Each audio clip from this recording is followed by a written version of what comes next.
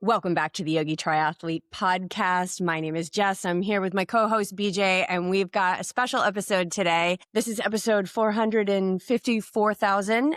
We started in 2016, and here we are in 2026 with this amazing team of athletes who just 1 week ago today were all out on the course at Ironman 70.3 Oceanside and being here in person to help us celebrate 10 years of Yogi Triathlete. We're so happy to have everybody here. I want to welcome Valerie, Claire, Patrick, Laura, and also our head coach, BJ, who also was out there on the race course that day. And we're just thrilled to hear about your experience and do what we do best after a race, which is to smack it down. So I'm going to hand this over to BJ. He's going to come in with our first question. And I'm sure these are going to lead to more. But I love these SmackDowns. I love that you guys are here. It's incredible that you are spending your time this next 60 minutes with us. So thank you so much. I want to wrap it into, before we get into details of the day and of your experience, like what moment from your day at Ironman 70.3 Oceanside are you still carrying with you right now? And why hasn't it let go? Let's start with Patrick. Yeah, I hadn't really thought about a specific moment. I think the highlight for me was definitely the swim. I remember it because the conditions were great, and swimming is the weakest of the three disciplines for me. And I had a really good swim, so I PR'd my swim. It was the best swim I've had, and so I remember that. So that it was special for that, and there's always this accomplishment. I remember finishing, and just because I had missed last year because I had my knee issue. So, but really the swim, that was it. It's a good swim. Really enjoyed it, start to finish. So with this swim, it's in the harbor, and sometimes people have concerns about, it being narrow or being tight. Did you experience that? Have you done this race before? And did you experience that it felt tight, or which line did you take, inside, outside? I take outside lines all the time. I always take the far right slot. And, I remember you had mentioned that, and I was like, oh no, it's going to be tight. But I've been in tighter races. So yeah, it felt really good. And the harbor wasn't as washy as I thought. I swim in Santa Cruz, so we get some currents there. And it's kind of similar where you have a protected area. And then when you get to the end, it becomes unprotected, right? You're more exposed. So it was familiar to me. And I probably swam an extra 50 yards, but I'm willing to swim an extra 50 yards. What was nice too is I just felt like my gears were there. I've been doing a lot of work on the swim. And so all the gears were there. I felt more comfortable. So at the end, particularly, it gets tight at the end. Everybody's like frantic to get. You look around and people are frantically hard. And I was able to hit a really fast gear for me. That was cool because I just like shot ahead of them. And I was in a faster group. Now, mind you, I swim pretty slow, but so it gave me some hope. So that's the memory I take, because I'm always thinking about the moments and the journey of triathlon, right? And each one's a little bit of a journey. There's other things I'll talk about later around just all the ramp up and the nutrition. But yeah, for me, that was just really cool. It was a pleasant surprise. I was expecting it to be harder, and it ended up being really easy. Having wetsuit pillars is amazing. Just takes all the other part of what I don't like about what I get challenged by the swim with, which is getting the final pieces off. It's just it was great. And actually someone was there to zip me down too. There was that level of support on the dock, which was great. Oh, yeah, wetsuit strippers are the best. Laura, how about you? I have two that kind of started to pop up. One definitely was the swim as well, just being a very new swimmer and having at one point in my journey being afraid of water. And this is my first saltwater experience. And I think about getting where we meet the ocean. And I remember feeling like a kid, just being like, this is amazing, riding the waves, taking the stroke, taking the breath, and just feeling so much joy in that short moment before you hit back in and head in. And I just was really pleasantly surprised how much I enjoyed that swim and how I handled myself, how calm I was, that I probably could have gone a little faster. But I got out with just feeling fresh and feeling good. And the water temps were perfect. Coming from our Arizona experience, it was a little colder. It was just beautiful. It was nature for me too. Minnesota lakes versus ocean. It was just a different type of nature that you're thinking about. And I really didn't have time to just be like, I just enjoyed it. Even leading up to the race, being out in the ocean, there was some really special moments for me of like, this is why I said yes to learning how to swim. This was what I wanted to have, that experience of being such a big part of nature and to love it and not fear it. And like I had that moment and knew I was supposed to go to Oceanside, knew I was supposed to get in the water, and it came alive for me in the swim. And it was just, that was beautiful. The second like moment, it's a long moment of, but I had I met up with the asphalt on my bike ride. But the thing I remember is what keeps flashing back is the gentleman who ran into my tire, and he was able to pull off, and he stopped, and I saw the concern in his face for me. And it was just beautiful. Like, it wasn't like, oh my gosh, this person hit me. It was like, I saw his care and his love, and he stopped and he wanted to make sure I was okay. He waited for me to get to the side of the road. He kept asking if I was okay. Was my bike okay? Like, it was just, he didn't have to do that. And there was a lot that happens in races. And he just, to me, I saw compassion. I saw a true empathy and a care for me over the race. And I just, like, I remember that and I appreciated that. And I never saw him again. And I just, like, I could have been upset, but instead I felt the love. And so that keeps coming back of like, being able to get back on the bike and I think I made really good decisions throughout my day. Like, I'm just really happy with being able to move and continue on in a good place, even though it wasn't what I would like. You don't expect those things to happen, but I just really still had a beautiful day. And I just keep seeing his face of just love, like he cared, and that meant a lot. Yeah, I think there's many people along the way, and this is one that you can acknowledge, but there's so many along your day that just help out and you don't even know, that they're there. I think about the volunteers a lot, handing out a cup here or chasing you down to give you a cup that you miss. Like, there's so much that happens to allow your day to be successful. And I love the interactions that you get. Of course, we wish that it wasn't those circumstances, of course, but we can't control everything. And those moments are magical. Claire. I think of a few things. Magical moments, I will add that I had one of a very, very kind gentleman at the naval base manning that speed bump when my bottle got ejected. And I stopped to go back and get it because my race was not going to be destroyed by losing my bottle. And he saw that I had pulled over, grabbed it, and like ran towards me and met me halfway. So that was another like good people moment. For me, something that stands out, not to like continue to harp on the swim, but we're going to talk a little bit about my morning because I think that it's a series of events that had to happen and happened for me in the way that they were meant to. And one of those is I did this at Worlds last year. I was the second person they let into transition in the morning. They did not have transition open in the morning when I showed up today, last week at Oceanside.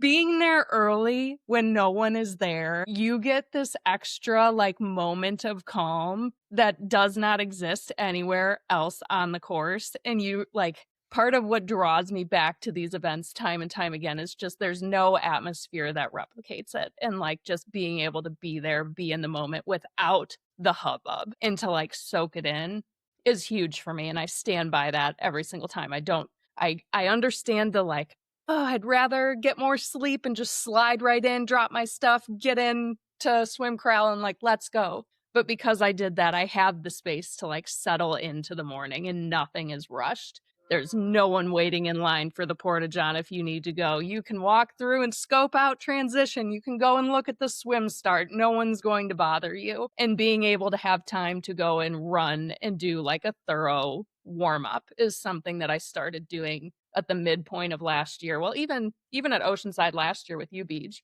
And I think getting the system primed like that and then getting into the swim corral and being able to do our breathing exercises and be fully like present in the moment, ready to go. I could go run if we had to run right now. Because I had done that prep, I got about 10 strokes into the swim and felt a little ping on the back of my head. And all the water comes flushing in. And you know exactly what happened, which is that something is either broken or that little piece of plastic that holds your goggles tight just isn't your friend today.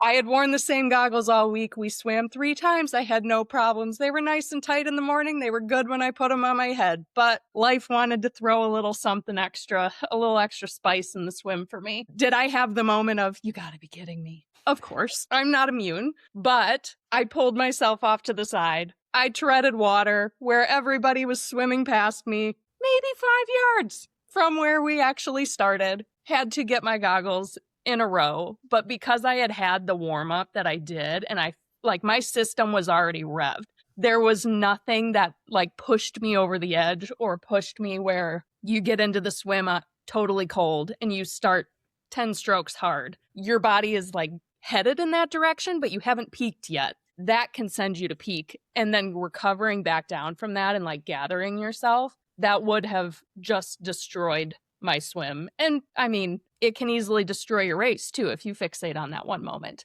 But I was able to, yes, it took more time than I would care to admit, but I got it moving and we got going, and it was smooth sailing from there for the rest of the swim. And I was able to bring it back, do the best that I could. Beej is always stay to the outside, find your rhythm, then get into the mix. I don't brag about anything when it comes to the swim, but I can sight, and my sighting does not allow me to stay on the outside lane. I'm right in the middle. So it felt like I found my rhythm and I found my people in the swim very quickly because of that. And getting out, you obviously I tap my watch. I don't know what I'm tapping it, but I'm not looking. I'm not looking because I know what happened at the beginning and it doesn't matter. And heading out on the bike now, this time knowing where Jess and Clark and everybody was going to be positioned. I think I shouted Coach of Joy at you as soon as I saw you guys going because I saw Clark, and one of my regrets from last time at Oceanside was just not,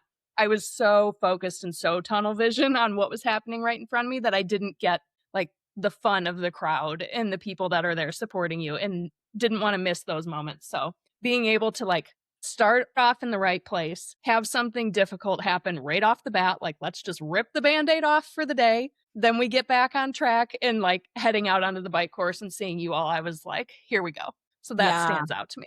I love being on the hill, and Clark in a t-shirt it's kind of a spectacle. I mean, it kind of is. It's really awesome. Really cute in the 10 years of showing up t-shirt. You're gonna say? I was gonna say in both those instances, Laura and Claire shared, it's the ability to prime the system ahead of time so that when these circumstances arise, for most people, most athletes, it can incite panic and anxiousness and despair. And when we can be already at the level where our system's already going, we've done the breath work, we've done the move, it's already primed. When these things hit us, they're going to have an impact, but it's going to be so less than what it could potentially be, which could be debilitating for your race performance. So really important. We want to celebrate getting the body moving, proper warm up, breath work. You guys all know the breath work. And for those that are listening, go to our website, the pre-race pranayama. It is so beneficial to take that extra few minutes to breathe and find that calm within, because there is so much disturbance and so much chaotic energy around you that you can easily slide into it so quickly. You want to add anything on that? Yeah, I mean, I created that series of breath work 15 years ago and have never changed it because it works. And each one serves a very different purpose. Relaxing, opening and stretching the lungs, releasing any stuck energy, getting the fire up, and then calming, I think that's my favorite one, is the squeeze everything up. And so it works, right? You don't need to reinvent, but however, it does nothing if you guys aren't practicing it, right? It does nothing if whatever it is that we coach around mindset and offer these practices that we have found to be extremely effective and have really saved race day performance. We've heard that more than once. They mean nothing if you guys aren't putting them into action. So when you put them in, then you get to reap it. And man, having a system that's ready when you're getting into the water, it was a huge race. There's over 2,700 athletes that finished. So who knows how many more were at, that swim start and in that transition area. And Claire, you are so BJ's athlete with being the second person and getting to transition before it opens. I'm always like, what time do you want to leave? He's like, 2:45. That'll be great. No problem. Let's do it. All right, Valerie, we want to hear about your day. We want to hear about this joy factor. What stands out for you? Or magical moments. Somebody brought up magical moments, and I love that. Yes, staying calm even before I left my Airbnb. I think I shared with a few of you that I couldn't find my car key. And there was already decisions being made of how am I getting to the race start? Because there was no way that I was not showing up. And I thought, how far am I? And it was over a mile. And I immediately looked at Uber. And so it was staying calm, like, well, what are my solutions? What are my options? So not letting that derail me. And even when I was doing the swim, my mind kind of went to the, wonder where I left that key. Like, no, it doesn't matter. Do you need your car right now? I don't think so. So being present and staying focused. Also, that corral does fill up quickly. So I found myself a little farther back than I had intended, which was fine. And there were a whole series of people who were asking, how do I get to the front? How do I get to the front?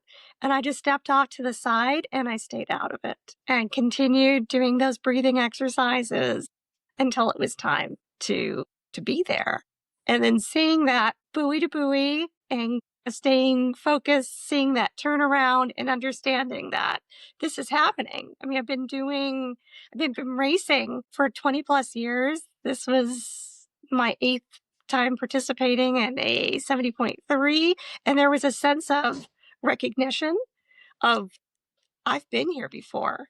And that in itself was incredibly comforting. Like, okay, I know what I'm doing. I'm here. And the water, I mean, everyone keeps going back to the swim. It was just so clean and clear and lovely. And all the volunteers who were there for our success, seeing their joy, seeing us, and coming up that ramp. I knew about 3/4 of the volunteers between Tri Club and one with the ocean, and they're all cheering. And it was like almost deafening, like, wow, you're here for us. So that's magical right there. Yeah.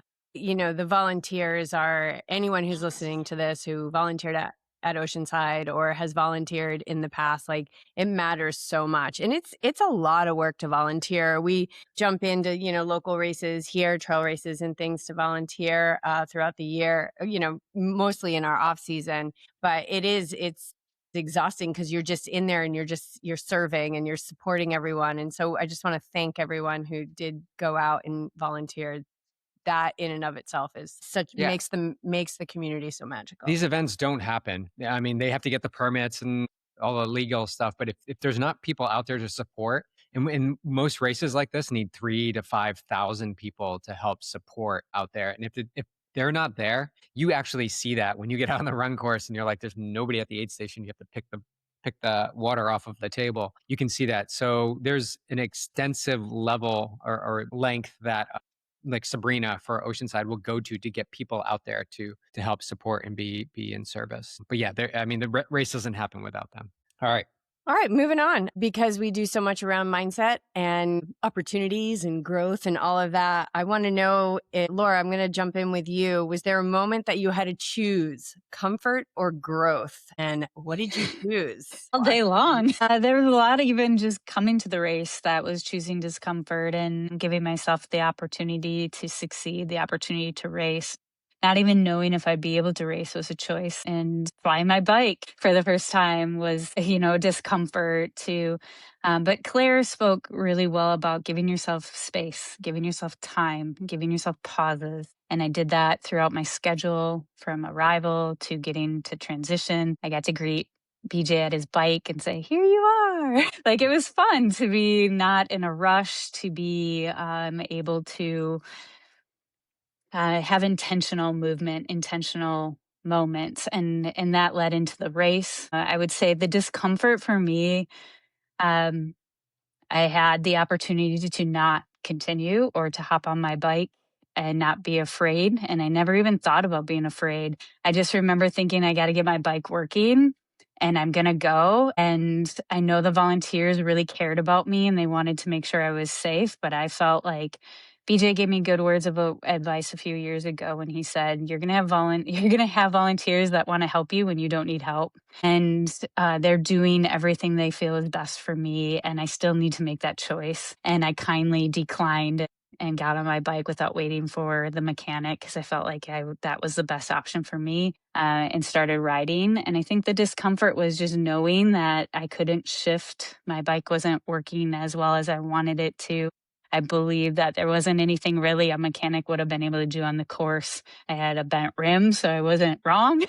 And I had some stuff that probably would have taken some time to fix. And I leaned into it. I embraced what I was given and stayed present, which is what you teach us all the time, is to be in the moment and to grasp onto what you have, not thinking about the finish, not thinking about what I wish I would have had. I just hugged the opportunity I had and found the joy in where I was and kept just racing my race, knowing the next thing I needed to do is just get my bike to the transition so I could run. And the only way I could do that was to be calm, to race what I could, to do what I could. That it was discomfort in the fact that I wanted to go faster. I wanted to take those downhills, but I needed to make those uphills. So these were my gears. And I just chose to love it. I chose to embrace it. And I'm grateful for that. I look at the end of finishing and looking back, I really was excited about how I chose to decide what to do throughout the day. No matter how fast I went or didn't go, it didn't matter. I was really proud of the person who showed up and how I embraced that. And it made the experience beautiful. There's something Jess always has stuck with me that Jess shares is like, how you do one thing is how you do all things. And when you created the space, Laura, like well in advance, arriving early, not rushing, you also are creating that space when decisions need to be made pretty quickly. And decision process, it still may take a second, but that second is so long, you can see like, I have a choice here. Like I can indulge in I don't know what my bike's going to do, or you can indulge in, well, let's just go find out what this thing is all about. And in that might be like 2 or 3 seconds, but how you do one thing is how you do all things. So if you're slowing things down, meaning allowing yourself to see that you have choices, you can then choose the one that's moving you further along in the direction you want to go versus maybe what we've been practicing for so long that we've been like, why can't I do this? So getting that space, it's so important. It's so important. I can't share enough how beneficial it is from experience to get into a race sooner, like get there, to land, to feel the energy. And then on the backside, you can head out quickly thereafter. But it's so important. That's an example of it right there. All right, Claire, I want to know, was there a point where things got hard and what'd you do in that moment? Is that even a question? Yes, of course. This is racing. If it doesn't ever get hard, well, you have unlocked something special. Yes, definitely. I think the hardest section for me was heading out on the run. I had hopes and dreams and ideas of what could be possible on the day. And I know myself well enough now that I never feel great at the beginning. It takes time. You've got the energy for the first, half mile maybe. And then things kind of start to settle in. You're like, oh, I feel that ride. I feel that swim. Is that what it is? Is that all it is? Is it going to get worse? That's the spiral that I always used to die by. And now I'm at a point where I know that things will change and just keep going forward. Don't look at the watch. The pace doesn't matter. Just find the zone and keep moving forward. And for me, unfortunately, for the run, it was not the day that I had hoped it would be. And the mind wanted to continue. It wanted to doom spiral. It kept taunting me. It's like, you can go faster than this. You've been running so much faster than this. Why is this happening? And every time it did, I did not stop saying to myself the entire time, I am not my body, be here now. I am not my body, be here now. That is really it. I sounded like a little pull string wind up toy the entire time because I know that it will work. And I know that no matter what, that's going to get more out of me than spending any time wallowing about what could be, what should be, what I think anything should be. Like, that is your ego firing on all cylinders. And I got no problem having a pity party for a minute when I finish. Had a pity party. Sure did. But I didn't during the run. And if you look at it, I think we had looked at it, Beej, and it was like barely a negative split on the run. So I'll take it. Is it what I thought I was capable of? No, but I didn't falter. I didn't fade. I still stuck with it, and I did everything in my power to keep going forward. My nutrition was excellent. I had no problems, took in everything that I brought with me and hoped to take in, which has been a challenge for me in the past. So there are wins to be had there, but it was not easy getting to that point. And yeah, it took me I was better by the time the awards ceremony rolled around, but I didn't really get over it for 24 hours. And then, turn a new cloth, and it's why we keep coming back, because the perfect race is always out there. But I got a lot out of myself from it, and I'm happy with that. And I love that you shared that you had a little pity party, or, there was that part that wanted to, go down that, dark road to the neighborhood you don't want to go into, because perhaps there may be a misconception that when you train your mindset, you're not going to have these things. You're going to have these things. And sometimes they actually get really, really loud because you're just uncovering so many wonderful patterns about yourself. But the difference is that you're equipped with the tools to work through them. And then through that, as you employ those tools, you actually get stronger. You're going to get stronger in the face of that voice, but it doesn't mean that voice doesn't go anywhere. And I think the other really important thing that you did was you let yourself have a pity party. I do that too. Just sometimes the other day, there's 5 explosions within 45 minutes of my life. And, I said to BJ, I'm I just need the room right now. Meaning don't try and make me not angry. Don't try, don't tell me it's going to, I just need the room. I got to blow off the fire, and let me just blow it off. It's going to pass. And it's important to do that, because suppressing it and trying to pretend that you didn't feel wow, that was a bummer. Have those emotions. I think it's the willingness, what the strength gives you is the willingness to experience all things and to feel all things. And then when you're done with it, move on, but honor it, because we all have that part of us. Yeah, I can experience those emotions, and I can also feel the fire when it comes in really hot, and to just let it cook. Let it cook for a while. Keep it safe so that, Clark and I are okay. Yeah, run for cover. But that fire is going to be flaming. It's 3 minutes as opposed to 3 days, where it used to be. All right, what do we got for Patrick? Patrick, I want to hear about, because every time I feel like you're racing, at least recently, it's to me, it's a celebration of how far you've come, with some challenges where it was bang, bang, bang, not too long ago. And you've been diligent in the work to come back from them. So yeah, what did this race symbolize for you out there? Yeah, I was thinking a lot, and I'm definitely influenced by what Laura and Claire brought up too. For me, I had felt my energy starting to lag a week before the race, and there was something going on. I had a little exhaustion sickness 8 days before, and I was worried because I ran a race last year and found out later I had pneumonia and ran it. So I was half stoked and half kind of wow, this endurance training can really push you beyond limits. So I really have to check myself, right? To make sure I'm not, and that's all good, everything. So what happened is I kind of knew I gotten this blood test, that rhythm blood test, and I talked to you about it, BJ, and I knew I wasn't 100% for the race. Basically, it said, don't expect to have 100% on race day. And so I still was pushing it and resting. So what happened is that kind of showed up during the race. The swim was great. I came out of transition really well. I got on the bike. And the bike was challenging. I can challenge the challenging part about the bike wasn't so much the hills, because I race and ride hills. It was the navigation. We all talked about this, the fact that that I did not expect the first 5 or 6 miles to be what it was, as far as the tightness, the conditions, the different environments, the speed bumps, the bottles everywhere. I'm used to working through the crowds because I'm a slow swimmer and I'm a good biker and runner. So I always joke my race is always about passing people, right? So, but that was a nuance, how to appropriately pass people and how to navigate that and the road conditions. So I think what happened during the bike for me was I remember looking down at my bike at the end, realizing that I didn't have the time I expected, right? And I started pushing the last sprint's nuts. So I was pushing pretty hard. But I also noticed that's when I noticed that I wasn't 100%. And also little things like my last bottle was too sweet and I was having trouble taking it down, right? So I hadn't dialed in my nutrition as well as I had in the past. It was still pretty well dialed. So it was a combination of that. I came out of the bike and onto the run.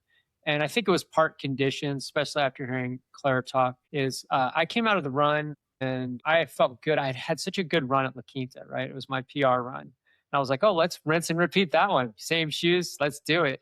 And I came out, and the first mile was good. You know, it was like faster than I ran before. I didn't feel too pressed, but there's a section where you head out the first time, maybe about a half mile to a mile before you make that last turn.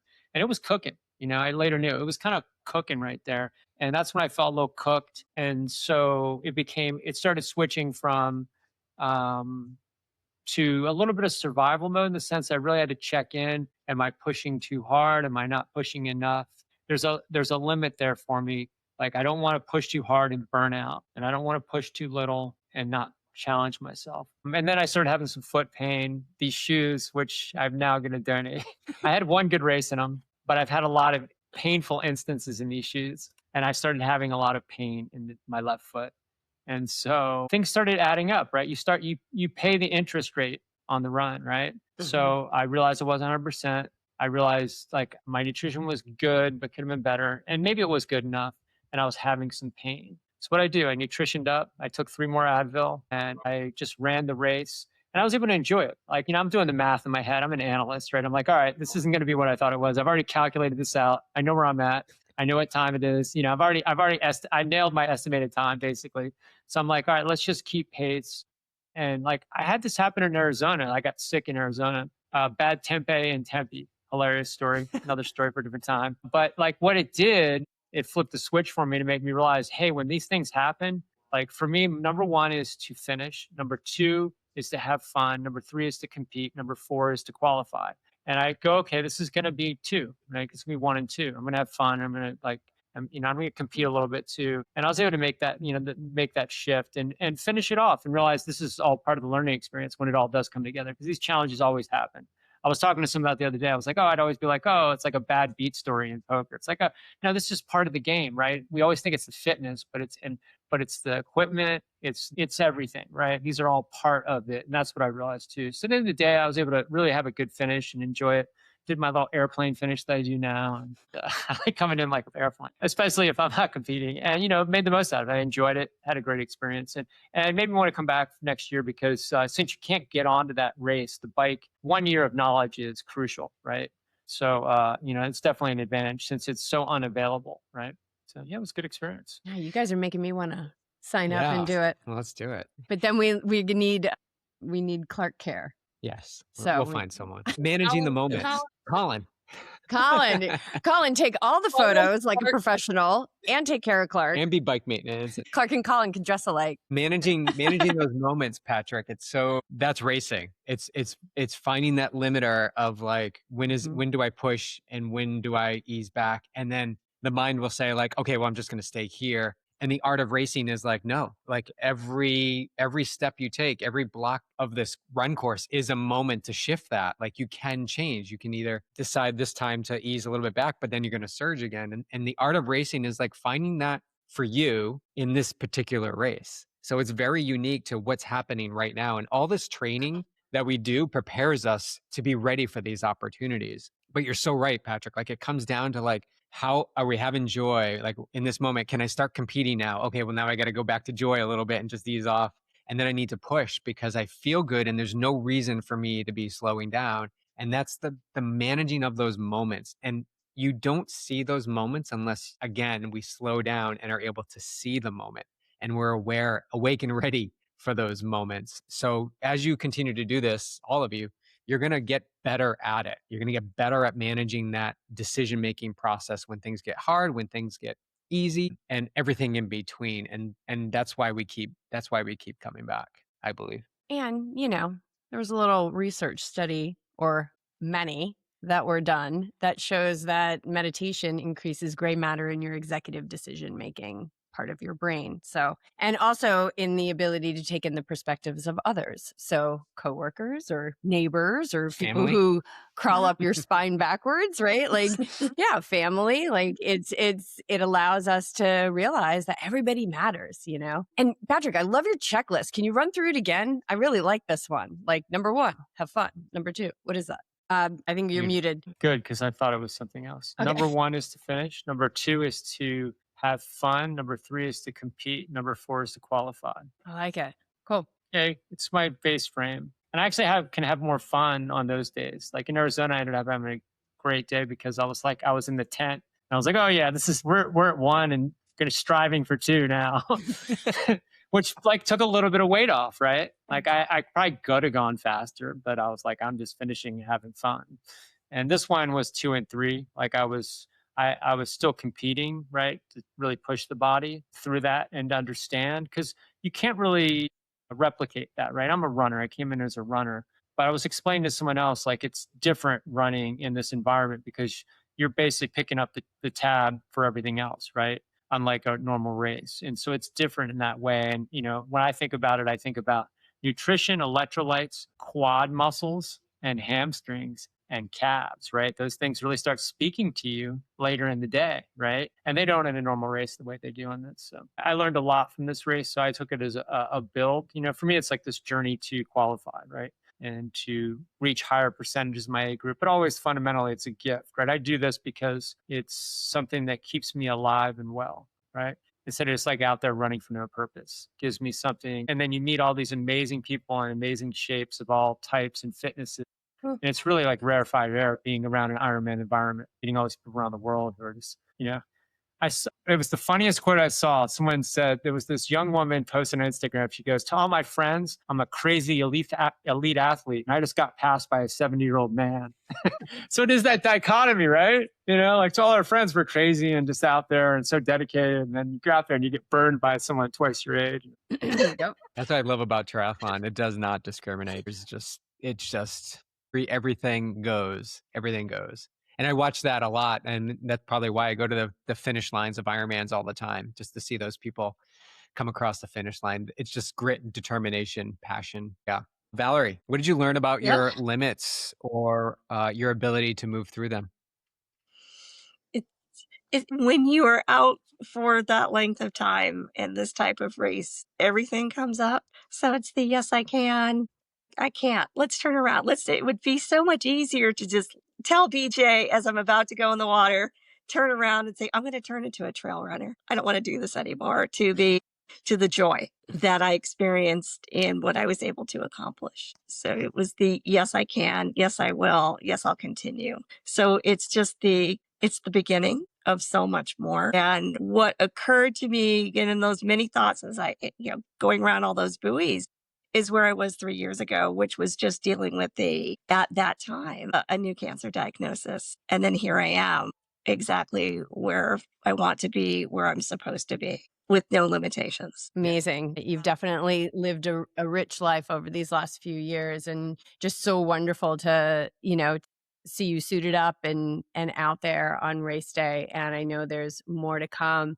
What's like, what would you say is your biggest takeaway about like what you learned about yourself? Because again, similar to what I said to Claire, like you're going to have these thoughts. And I love how you're like, I'm just going to be a trail runner, as you're in your wetsuit. Like, It'd be so much I'm gonna easier do to this. just I'm just going to go play in the mountains. I'm sorry. Go ahead. I'm going to go play in the mountains. Yeah. What did you learn about yourself through that experience? What's one takeaway? It's okay to suffer. It's okay. It's okay to be uncomfortable, I should say. And just the ability to, with that focus, and of course, I think with the quote the other day, with consistency, this will be a whole lot easier. So that realization of, okay, it's taking a little longer than where I used to be. The past does not matter. But that, even kind of joking with one of the people on the kayaks, more consistency. I won't be out here so long next time. Yeah.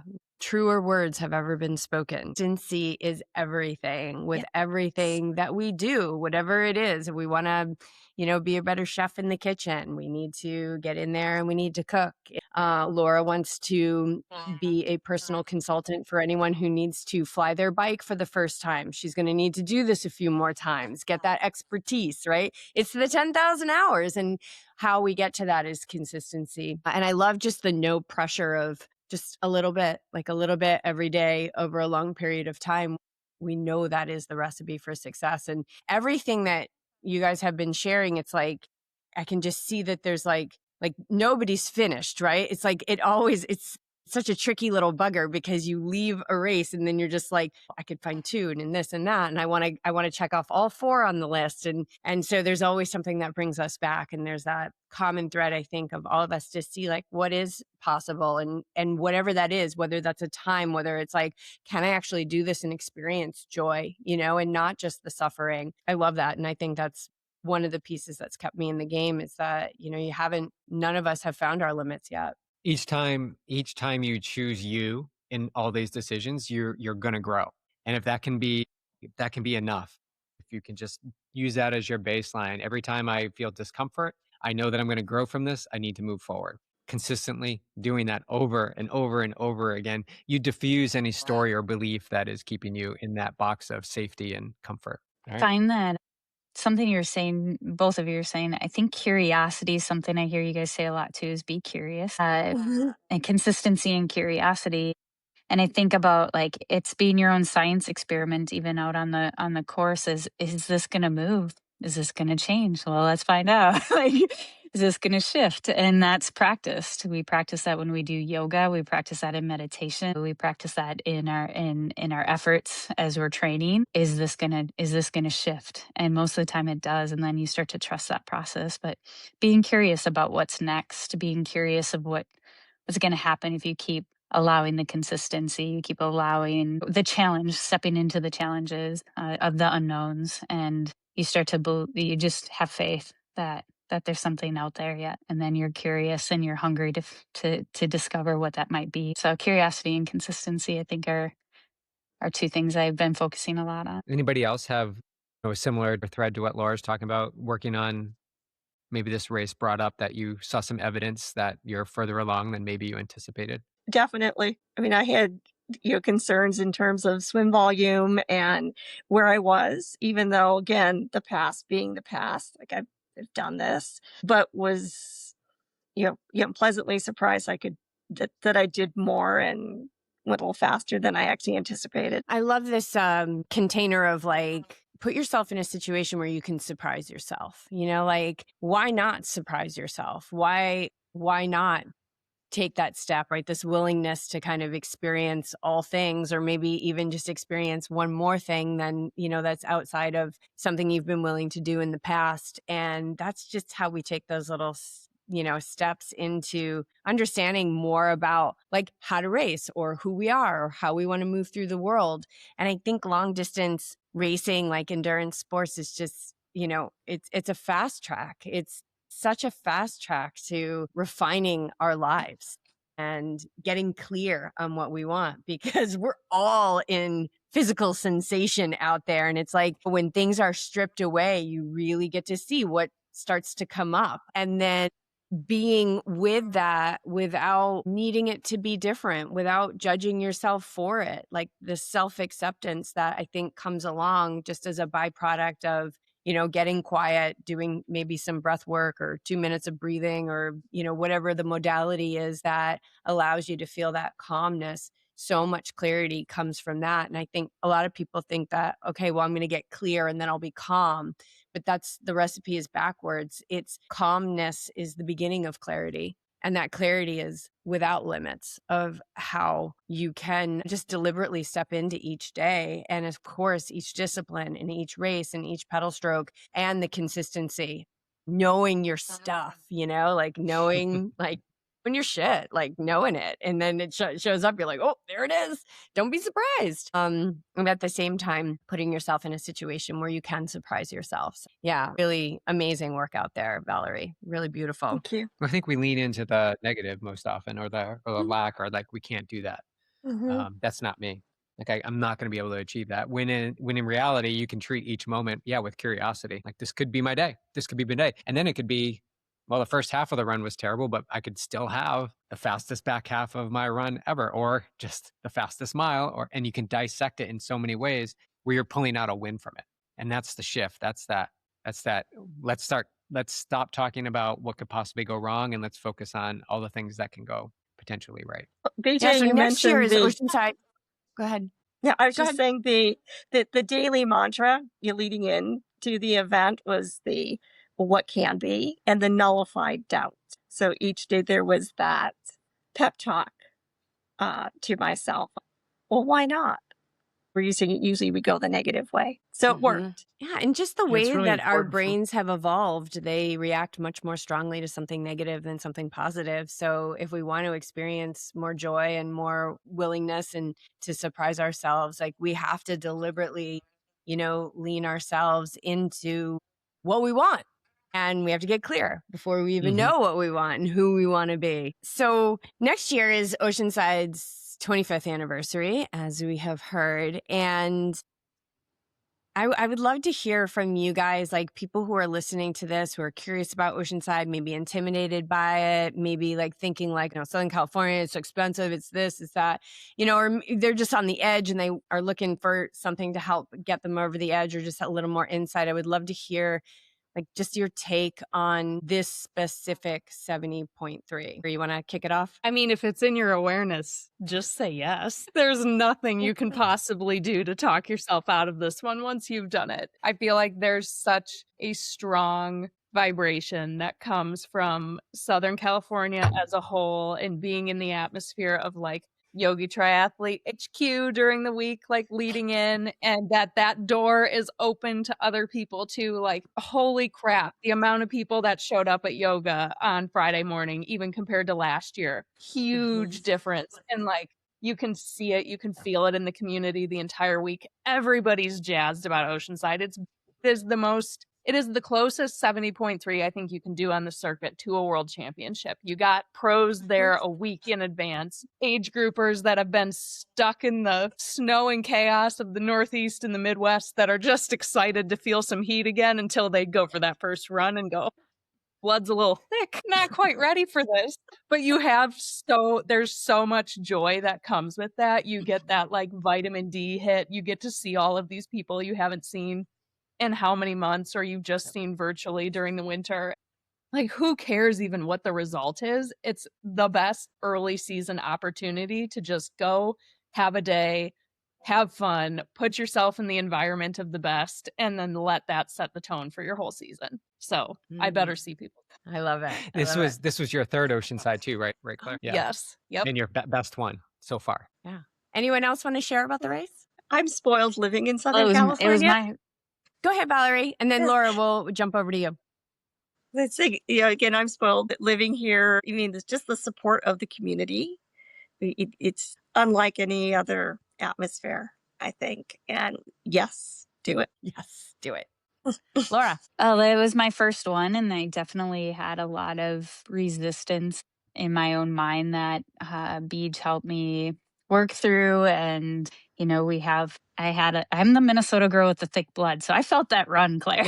I'm like, give me the ice, but there was also it was my first ocean experience. It was beautiful for me.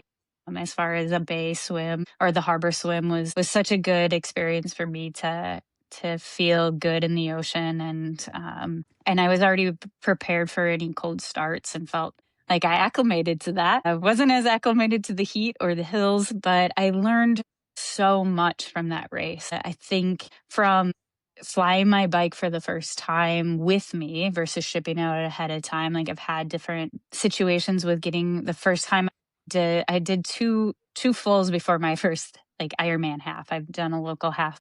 And so that was a different experience of things speeding up. I've learned about myself that I think I actually like the full distance, but I need to probably throw another half in there before but I really enjoy the full distances. And that was that gave me that learning opportunity to know myself and what I'm enjoying right now. It doesn't mean I'm going to grab onto that, because that can change, and I'm open to that happening. But there is this from learning I drove my bike out the first time because I was afraid to fly it, to shipping my bike ahead of time to last year's Ironman, to having a bike bag and learning what it felt like to fly with it. And it was actually much easier. And here, this fear of it went well. I was prepared. I gave myself enough time to get there, to have all circumstances. I created space for myself. So if I had to make decisions, I could, but I was just preparing to have extra time, but I didn't need it. If I needed it, it didn't matter. I was open to whatever happened. And So that was amazing. And to be in, like Claire said it right, the vibe of SoCal is just, it's beautiful. I love the energy. Just, it is like, I don't know. There's value and there's expense. And I believe for me, this was a very valuable race, a valuable experience to have, of leaning into those unknowns, and those discomforts really grew me in a very short period of time. And I am a competitive human being, and I wasn't certain like where some of that fire has gone. I'm getting prepared for Madison, and BJ told me this race is going to help you prepare for Madison. And no doubt it gave me a fire to want to improve. Like, I learned a lot of where I have skills that just aren't quite where I want them to be, not because I'm picking on myself, but I love to be coached and I love to see opportunity to improve.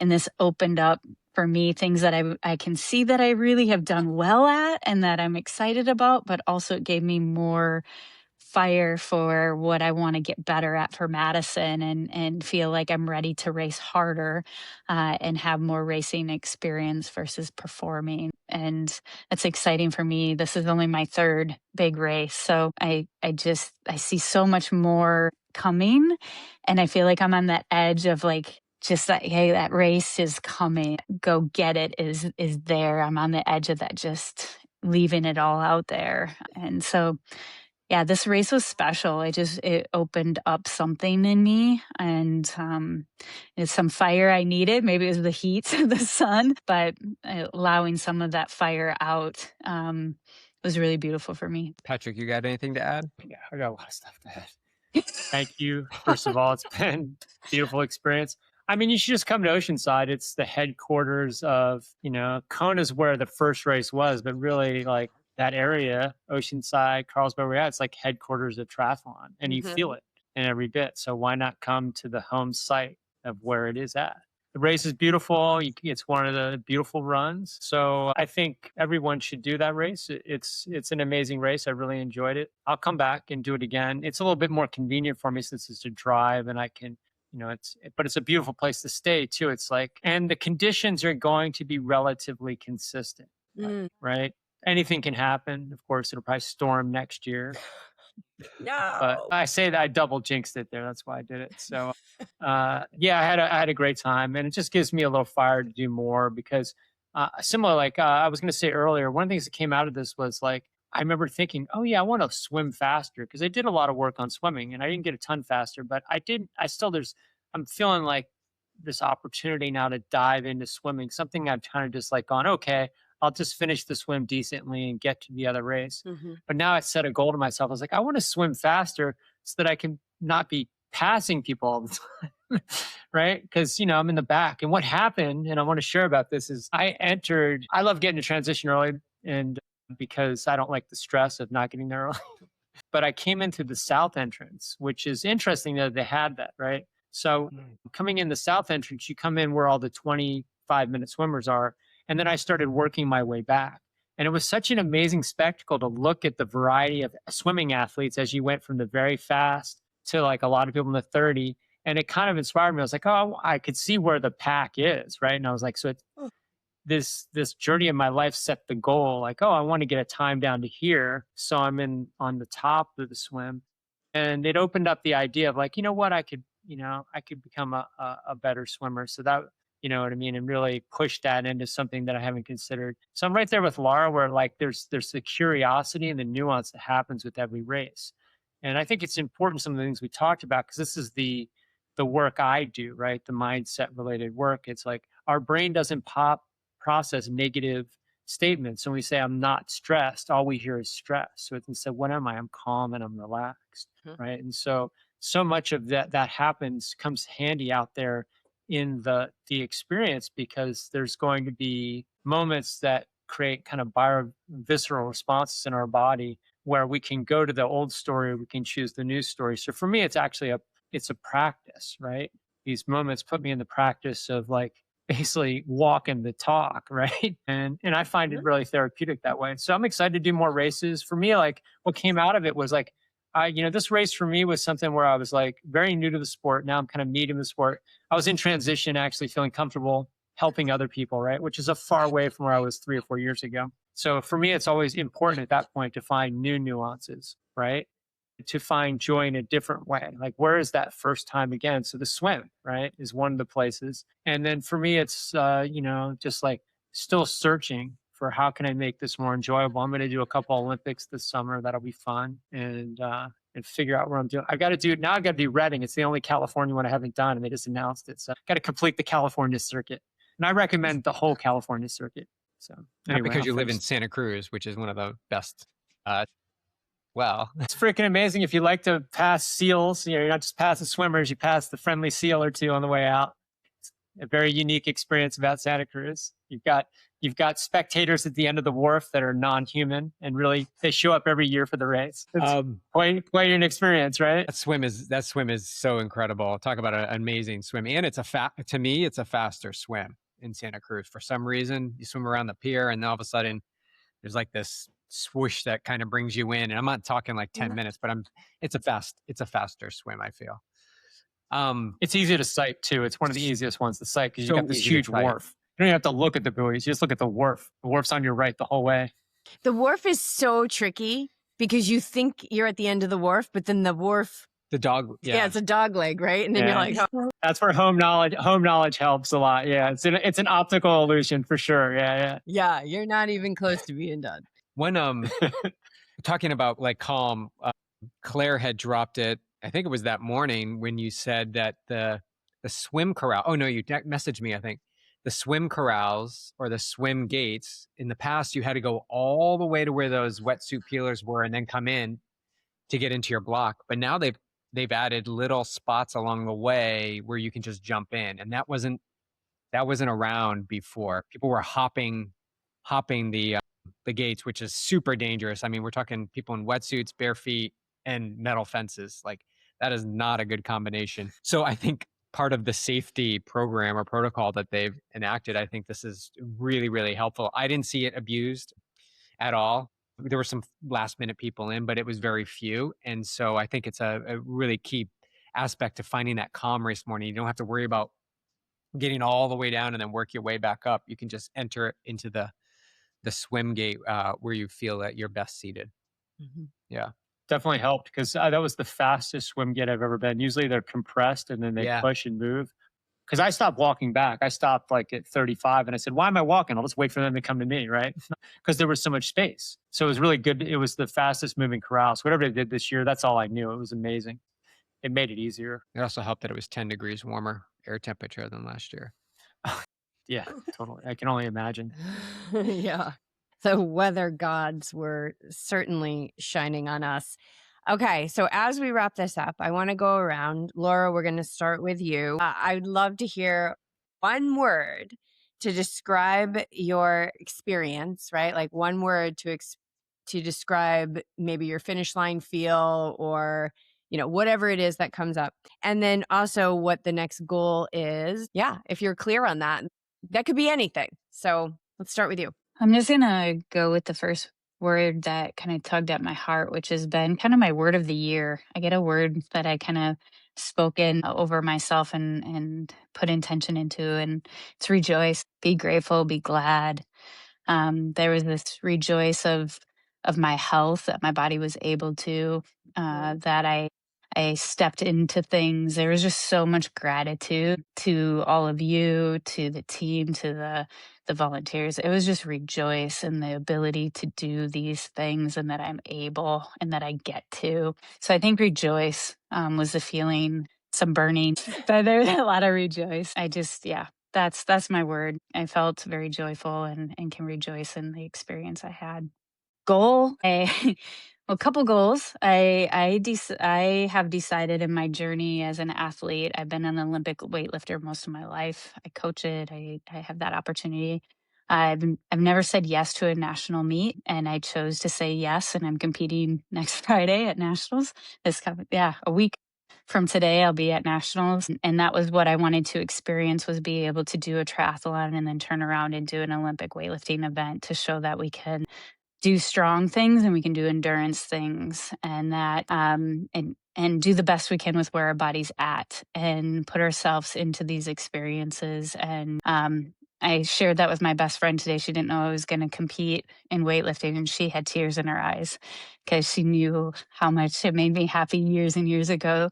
So for me to say yes to doing lifting again, she knew something had changed in me. And so endurance sport also woke up my Olympic weightlifting journey too. So that's my next goal, is to have an experience at nationals and then turn around and train really, really hard. I'm on fire to train to the best of my ability and learn new skills for Madison, and walk away from Madison knowing that I gave it my all to prepare for it. Yeah. And we have a nice little Yogi Triathlete girl gang that is gathering for Madison. We have 2 people who are doing the half, and then 2 that are doing the full the next day. So we'll make sure that you guys get all connected. Valerie, one word and what's your Listening. goal? Okay. Oh, I just keep saying that it's not one word. It's like just kicking open the door to more. And goal, the race is to be determined, but definitely becoming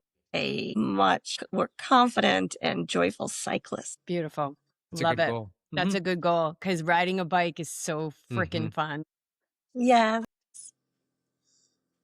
Patrick? A community. I had time to think about it. So this kind of really represented community to me. Going to Oceanside, coming to your home, seeing the walls behind the videos, and getting to meet you all, which I value. And the goal really is, the next race and swimming. So swimming will be a big goal. And I guess Reading now. I feel like I just realized I got to do Reading now. It's the new California. Reading and Santa Cruz. And then picking it's probably going to be California. That's the default. So got races ahead and just looking forward to it. The goal is to qualify at some point, even if it's attrition. Yeah. But I think you have to do La Quinta. If you're doing all the races this year, you have to seal the deal at the end of the year. that's the thing. Yeah. So it's associated. My brother got me into this biking and even triathlon thing. And a lot of things I'm doing now is one big influence. And he got injured.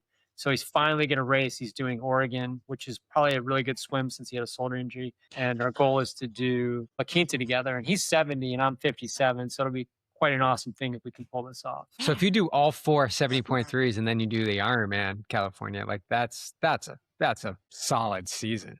You've crushed the state of The California. California circuit. Yeah. The long-term plan is, though, it's so hard, but the goal is definitely I want to do the one near Perth because I have a friend who lives out there, and I've been looking at some of the Europe ones too. That's the bucket list thing. Got to get the bike bag first. Yeah. Yes. Yeah. We've had I've been our looking at the Eyes. Yolton, I think it is. we've had our eyes on international racing. I know Claire has too. Yeah. Yeah. So we'll see. I got to ride my bike in Europe. I cannot believe I have not ridden my bike in Europe. It's insane. So that will happen. Claire, I would love to hear from you. I don't have a word. I have a very short phrase that is my 2 words combined, which is believe in opportunity. And that, I think, sums up Southern California to me right now. It sums up a lot of just things going on in my sphere as a whole, both sport related, home related, work related. There's lots of opportunity out there. And I think just staying curious about what those things are, believing that the right things will come when they're supposed to, and seeing what's showing up in my awareness and acting on it. So lots of good things to come, but I'm not ready to say what just yet. Okay. I love that. And this Oceanside has become quite a thing for us. You mean literally starts, it's like literally like a 9-day experience with you guys. Claire and her partner Colin are always the first ones to come in, and we just start training, and then we just start collecting People the along the yogis way. along the week. And we were connected with someone from Argentina, Diego, who we welcomed into the fold, and we love doing that. I just welcome you in, and you guys are so amazing at welcoming people into this crew as well. And mindset client of mine that I worked with for years, who is from Mexico, doing a residency in Germany, and being able to spend the week with her and just riding bikes with you guys and drinking coffee and getting jacked on cake the next day, and having you in our home and having you guys just show up. It's really, really special. It's an absolute dream come true. And I love the week of Oceanside. So we are going to continue that next year. And I just want to thank you all for being here. Thank you for sharing. Thank you for showing up. Thank you for being a part of this. Truly, my cheeks hurt because I've been like smiling the whole time. It really is like a pinch me experience to, see you guys out there. I feel like a mother, like I wipe the sweat off my brow and everybody's off the bike safe, and seeing just your grit and determination. And it's just the full integration of all of it.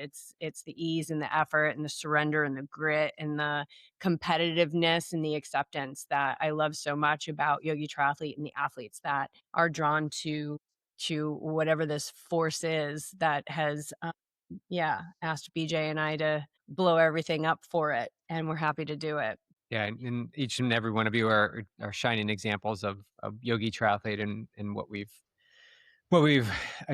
committed our lives to, this purpose of being awake and ready and doing hard things and seeing who we become on the end of that finish line, which is just really the start line for your next adventure. So we really do truly appreciate you all. I love having you in our hometown. I love cheering you guys on.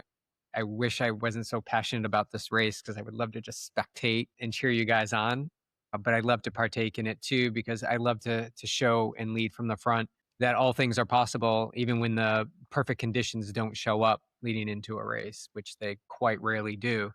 And it's how we navigate that shows everything to our resolve and our dedication to ourselves. So I just want to say thank you. I love you guys. I can't wait to do it again next year. We'll have some more fun. Yeah, can I just give a shout out to you, BJ, who realized on the run that didn't have a chip on and just kept going and kept racing, and was like, whatever, like it's either going to be a DQ or we're going to figure out a way, and and ended up second in your age group at, I think, arguably the most competitive half Ironman in this country, if not the world. It's really competitive, and so you do lead off the front. I get a front row seat to it. It's how many times he's down here in the pitch dark in the pre-dawn hours, doing his mobility, and just this unwavering belief that your fastest and your best is still ahead of you. So great job, everyone. Really, really, That's such a right. joy to watch you all. Congrats, BJ. I was going to mention that. I'm glad you brought it up. That was excellent to see, encouraging, exciting. Yeah, thank you. I do believe, and if I believe it for myself, obviously I believe it for each and every one of you. I'm not the norm. I'm not the statistic. I'm not a data point. I believe that there's so much ahead if we just lean into what's possible and we truly live that, because all things will come to you. You just have to stick with it long enough. Yeah. And as Valerie said, consistency will take care of that. Yes. All right, guys, we love you. Thank you for being here. And until next year. Well, hopefully not until next year. Maybe sooner. Oh, see you in Santa Cruz. Thanks, guys. Thank you. Thank you. Thank you.